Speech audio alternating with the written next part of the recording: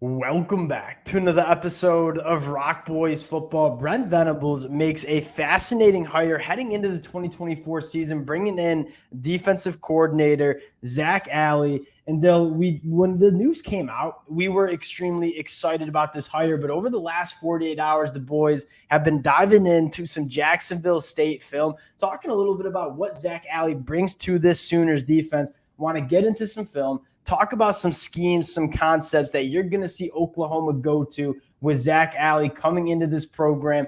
Really excited to get into this one. And Dill, when the news came out, we were both extremely excited about this hire. But I think what excites me the most is you're going to see Zac Alley and Brent Venables, two guys that see defense the same way. And I don't think you can exactly say that with defensive coordinator Ted Roof in the 2023 season. I think that's what excites me the most. Kind of just the head coach and Zac Alley being married at the hip in terms of how they want this defense to look. You can tell that Zac Alley is a Brent Venables disciple after watching the Jacksonville State film. I want to get into what Zac Alley brings to the table. Before we do, just want to say thank you to you guys. And it has been a blast talking this Sooners team. And the amount of support the Oklahoma fans continue to show to the boys means the absolute world. If you guys do enjoy the content, consider subscribing to the channel. Dill, I'm going to kick this one off to you. You've spent a lot of time watching some Jacksonville State film. What excites you the most about Zac Alley coming to Norman?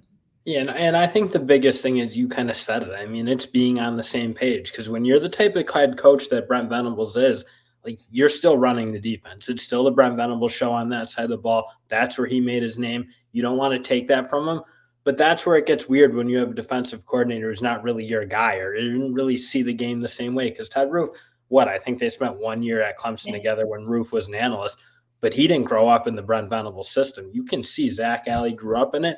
You see when he went to Jacksonville State, he does very similar things. And again, I think he'll add a bit of a fresh perspective in terms of how to do some things, because he did spend those couple of years at Jacksonville State doing it his way and to an extent. But again, it was still basically the Venables way. I just think you could add some wrinkles that might help. You can tell Zac Alley learned from Brent Venables. So you go back and watch that Jacksonville State defense. Like that's the Brent Venables defense. And we always said that one of the frustrating things about Oklahoma at times during these first 2 years was this defense didn't look like Brent Venables' defense. I think in 2024, you're going to see that Brent Venables defense that's setting pressure, that's creating negative plays, forcing turnovers. Dill, you said it. Zac Alley, 30 years old, did a phenomenal job at Jacksonville State, a program that was making the jump from the FCS to the FBS level, was top 15 and only giving up 4.7 yards per play, was top 30 and only giving up 22.7 points per game. The defensive talent wasn't necessarily great for Zac Alley making that jump,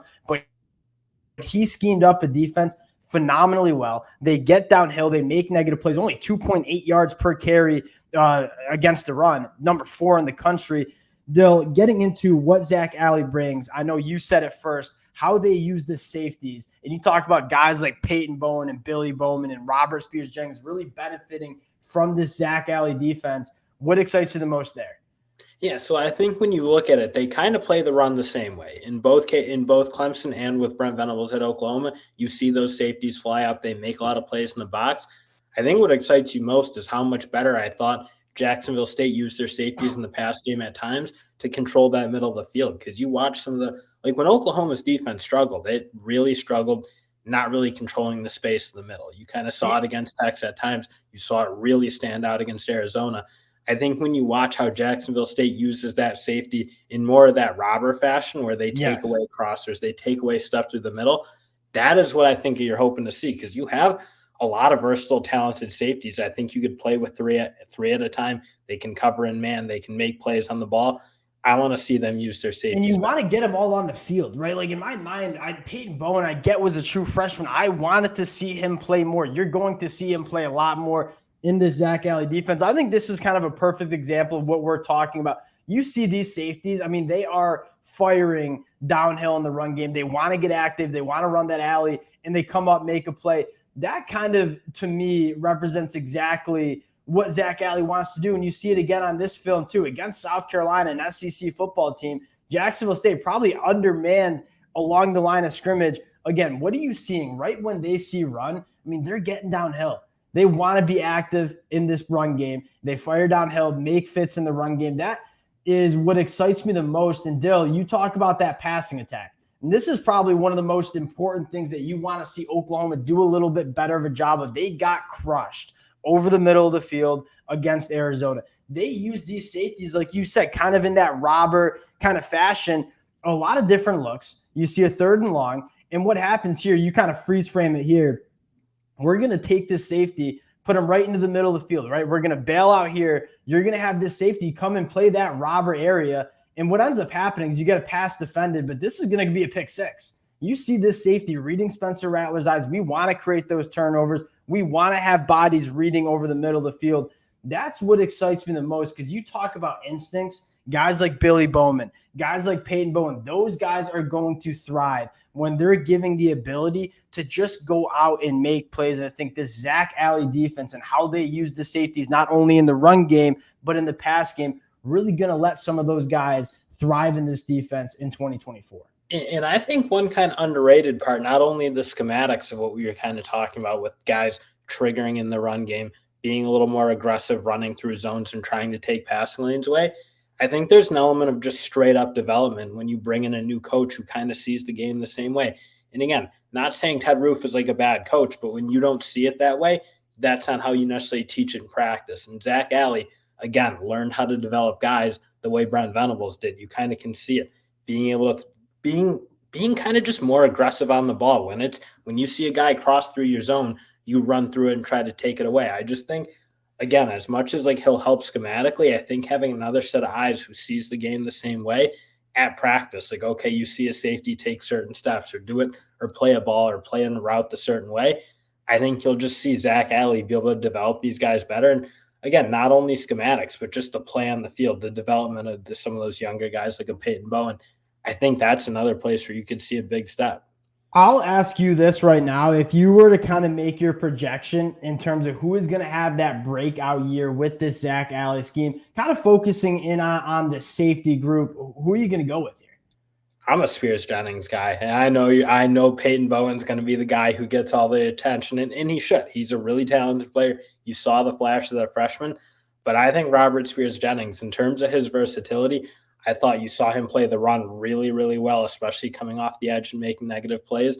But I thought he was one of the guys in that safety room who, again, made more plays on the football. Looked like they were more comfortable playing that sort of robber look where they saw a guy in the middle of the field, they'd trigger on it and try to make a play on it. I think he's the guy I'm most excited for. I think there's a little bit more responsibility for the safeties to control the middle of the field than the linebackers. And that was a big problem, right? Linebackers working on slot wide receivers, like that's not a great matchup in the Zac Alley defense. The safeties are kind of the primary guys that are taking away the middle of the field, and that's kind of what you want. And you see a bunch of different personnel packages. They'll have a bunch of different formations that I saw in the film. You saw a 3-2-6. You saw a 4-2-5. You saw a 5-2-4. There was all sorts of different looks, but I want to focus in on kind of that 3-2-6 look where you're getting a ton of speed on the field that's flying around. Okay, do you have questions about maybe holding up in the run game? Yeah, maybe. But these guys, Billy Bowman, Peyton Bowen, they come up and tackle. So my questions kind of get mitigated with how physical some of these defensive backs play for Oklahoma. I think what excites you the most is you're going to see a ton of guys play in this Oklahoma defense that you want to see get on the field, right? You want to see Billy Bowman Jr. You want to see Peyton Bowen. You want to see guys like Robert Spears Jennings. They're all going to have that ability to come and make an impact on this Oklahoma defense. The last thing that I want to pull up here is what Zac Alley does on third downs. And I am a massive fan. These are the money downs. People don't talk enough about getting off the field on third downs. Zac Alley had a top 30 defense in third downs. This is kind of like prototypical of what you're going to see from Zac Alley and this Brent Venables defense. We're going to give you guys a lot of different looks. We got 1, 2, 3, 4, 5, 6 guys in the box. You're not sure who's coming. You're not sure who's dropping. You fast forward it. They end up only coming with 5. They drop out that edge rusher, and we're just getting to the quarterback. We're making negative plays. They want to give opposing offenses a lot of different looks. They want to give Spencer Rattler or opposing quarterbacks a lot of different things to think about, and they fly around the field. I probably should have mentioned this off the top, but the first thing I have written down is speed. They want to play with speed. They want to fly around the football field, cause havoc. And that's definitely what you see on the film. And more importantly, I think fits exactly what the personnel has for Oklahoma. Yeah, and that's where you really see the similarities. Third down, especially, you see the hyper aggression. You see that. Again, what I think you're just looking for with Zac Alley is add a couple more wrinkles. Maybe he's seen some things in terms of how he uses his safeties. I think that's the big thing we've kind of come away with. Play very similar in the run game. I thought both were really aggressive, but I do think Zac Alley kind of brought some things in, especially using that versatility of those safeties to play that middle of the field a little better than what maybe Oklahoma. And I wonder if you're going to see the cheetah as much as we saw in 2023. That's a staple of what Brent Venables wants to run, but you see what Zac Alley's done. He's taken that cheetah and kind of plays him as a third safety that's kind of playing a little bit deeper, but post-snap, you're moving all around. And so I think you can do that, frankly, when you have guys like Kendall Dolby who want to tackle, Robert Spears-Jennings, all those guys.